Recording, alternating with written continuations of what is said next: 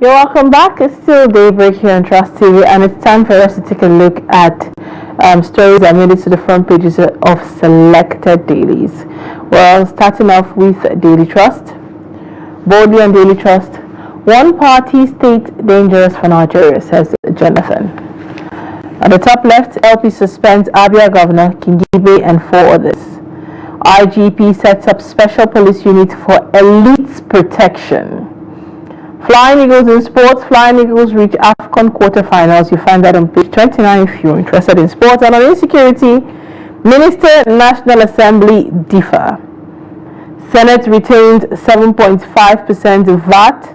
OK's tax appeal tribunal. And soldiers insurgents die in battle over Borno community. Those are the stories we have on the front pages of Daily Trust. Do well to grab yourself a copy and keep yourself informed. Alright, moving on to Guardian. Let's take a look at Guardian this morning. Boldly there on the front page of Guardian, we have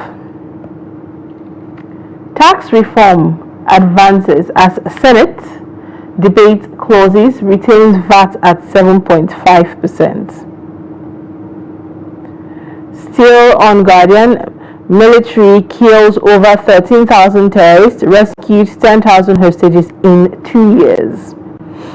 We've disbursed 54 billion to 303 schools, 293,000 students, says Nelson. Ganduje ready to welcome Kwankwaso has defection hit NNPP.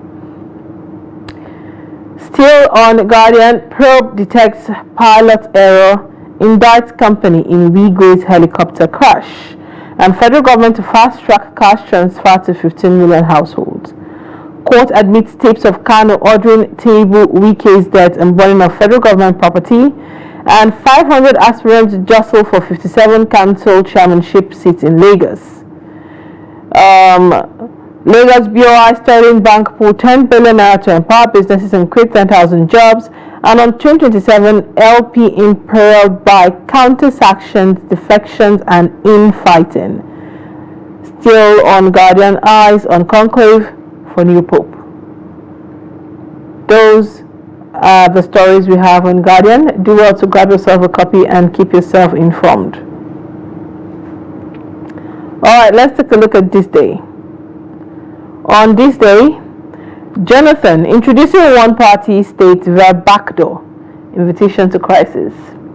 Finally, Senate passes 2 tax reform bills, retains 7.5% VAT.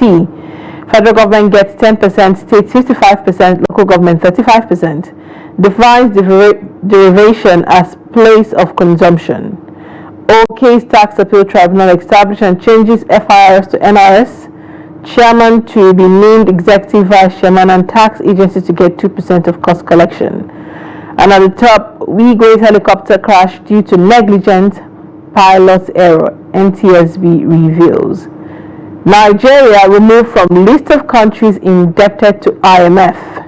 These are the stories we have on this day. Do well to grab yourself a copy and keep yourself informed. And on leadership, Labour Party factions return to the trenches. These are the story. That's the front page there of leadership. Still on leadership, new tax regime imminent as Senate passes 2 reform bills. Take terrorists off front pages. Federal government begs media. Court admits evidence against Nnamdi Kanu. Bauchi converts supervisors to teachers. And 1,700 however Goni shoreline cleaned up. Black smoke, no pope elected day 1. At the top of leadership, 5 billion naira budget padding uncovered by NACON. Coalition talks a hallucination, says presidency. Those are stories we have on the front page of leadership. Do well to grab yourself a copy and keep yourself informed. Taking a look at Punch. There on the front page of Punch, federal government orders new strategy amid fresh attacks in Borno and Benue. Army Captain, Benue APC chieftain, others killed as terrorists wreak havoc on both states. Power Minister opposes construction of 4,800 megawatt nuclear plant. And on LG poll, Lagos APC pushes for consensus candidates in 57 councils. Benue Governor alleges removal plot as Speakers Conference tackles National Assembly. And on LP crisis, Abure probe begins, Kingibe orders suspended. These are the stories we have on Punch. Do what to grab yourself a copy and keep yourself informed. Now, joining me to review some of the headlines of today's papers, we have Editor-in-Chief of Dateline Nigerian newspaper, Nasir Lawal. Thank you so much for joining us. Good morning. It's good to be here. It's good to be here. Jonathan has spoken. One party state's dangerous for Nigeria. What's your take on him? He's always speaking up at critical times like this. What's your take on that? Yeah, well, I think it's quite important that the former president is, putting the idea of having a one-party state, on the front burner. Just like he said, it's not all evil. Some countries have tried the one-party system model. Some have, succeeded. Some didn't. And but he's actually raising the alarm because Nigeria, being what it is with all the complexities and what have you, that it's going to be very dangerous, to end up with one-party state and also going in that direction through the back door. If it is clear, maybe a campaign promise that when you vote us into office, this is what we intend to achieve, to have a one-party system, because, just like he said, there are some benefits or advantages of a one-party system, especially for a country like Nigeria. If you have multiple parties, you may end up having those that pander to regional, religious, or even ethnic sensitivity. So things like that,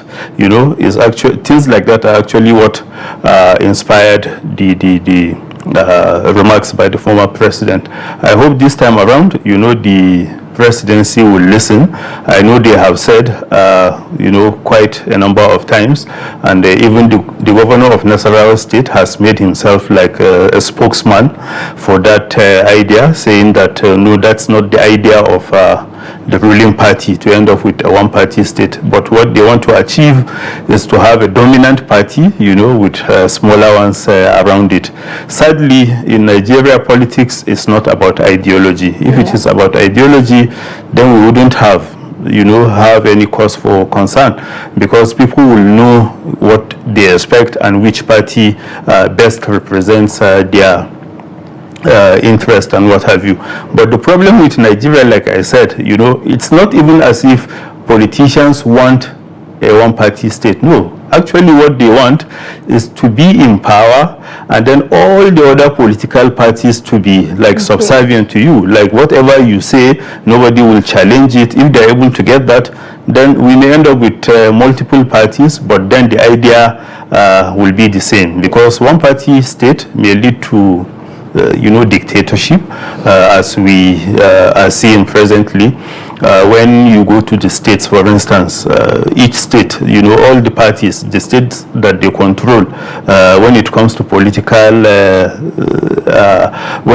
politics, like local government election, you can see nobody wants to give, any of the opposition parties even a chance to produce a council seat and what have you. So honestly, I think it's good that the former president has come out to put this on the front burner. I know so many people have spoken before him, but this is one thing that we should never tire, when it comes to talking about it. Well, still on party and politics and, opposition party, Labour Party. There was once it felt like there was a glimmer of hope. Being that, okay, the court has ruled, there might just be a glimmer of hope, and we're seeing a lot still playing out. Kingibe, Abia State Governor, Ford is suspended. There's a lot still playing out in Labour Party. What do you make of it? Honestly, I don't think the Labour Party is helping, its cause with all the developments around it.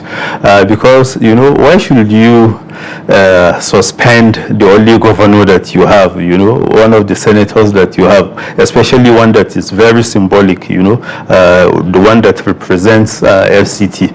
But they have their own reasons for doing that. But honestly, I think now that it has come out in the open, they should find a way of resolving it. If not, they may inadvertently, succeed in pushing some of these politicians who are eyeing the ruling APC.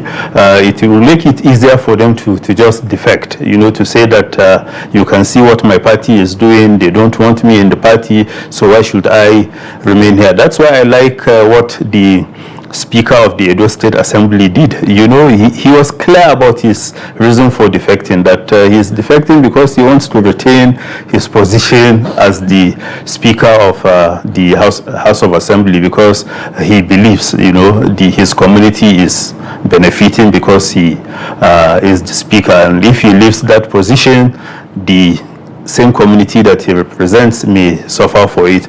So people should come out clearly, when they are defecting, to say this is the reason why we are defecting. They shouldn't, hide behind certain developments just to say, to have a reason, why they should leave their party. So the Labour Party, like I said, honestly should find a way of resolving all the issues, within their circle, because if not, they may end up playing into the hands of the ruling APC.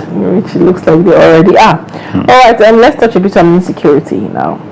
A lot is playing out from Benue to other states, but first of all, federal government does on leadership. Federal government begs media, take terrorists off your front pages. What do you make of that?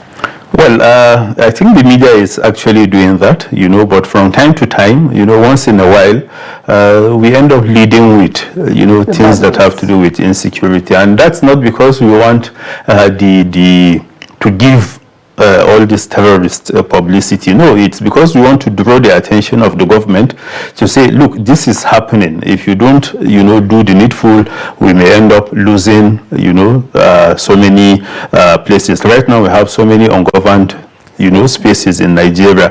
But to say that we should be putting them all the time, I think no media does that, because, that's actually what they want to remain relevant. They want the publicity to show the world that they are dangerous, they can inflict all the terror that they want, and what have you. So if the media denies them all that publicity, I think in a way at least we will be able to dampen the morale of some of them. So the government should understand sometimes we will have no option than to put these stories on the front page, like I said, because we want to draw the attention of the government to the activities of all these non-state actors. It's not as if we are trying to make them popular or to show that they are dangerous or to give them the publicity that they need. No, that's not the reason. So the government should actually understand. All right, we hope that they do. Now, we're seeing that a lot has been spoken about since the resumption of plenary. Now, Minister National Assembly differ on insecurity,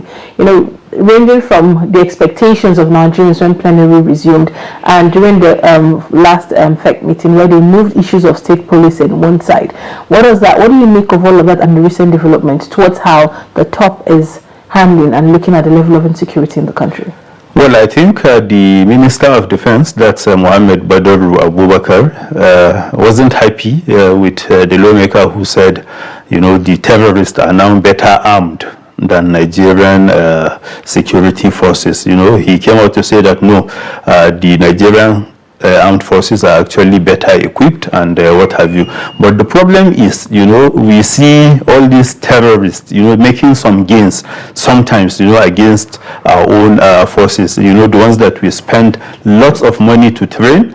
And then, somebody will just come with an AK-47 and be, wiping our investment, not just even the lives, because the lives matter, because these are people that have family members, they have, things that they want to achieve in life, just apart from just protecting the country. So the minister should understand.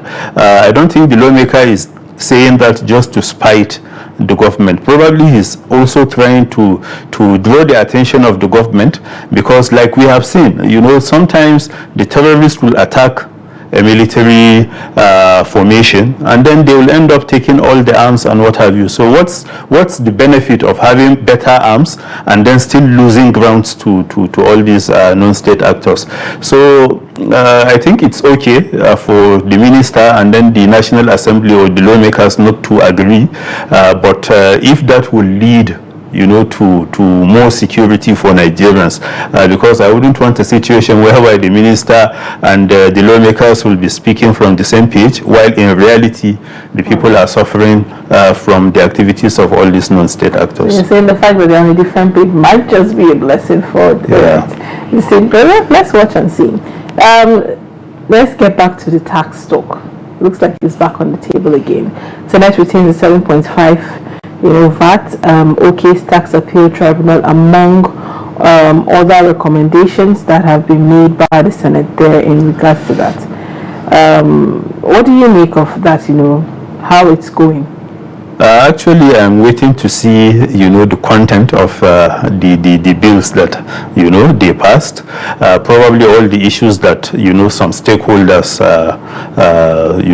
drew attention to them. Probably they have taken those into consideration, and probably, they decided to do away with all the input from some of these stakeholders. So when the things are out, when the documents, when the content of the bill is out, probably we'll now begin to see the reactions, and we'll now begin to see how far they have gone in incorporating some of the concerns that some of these stakeholders, have risen. So things like that, I think it's what I will wait and see.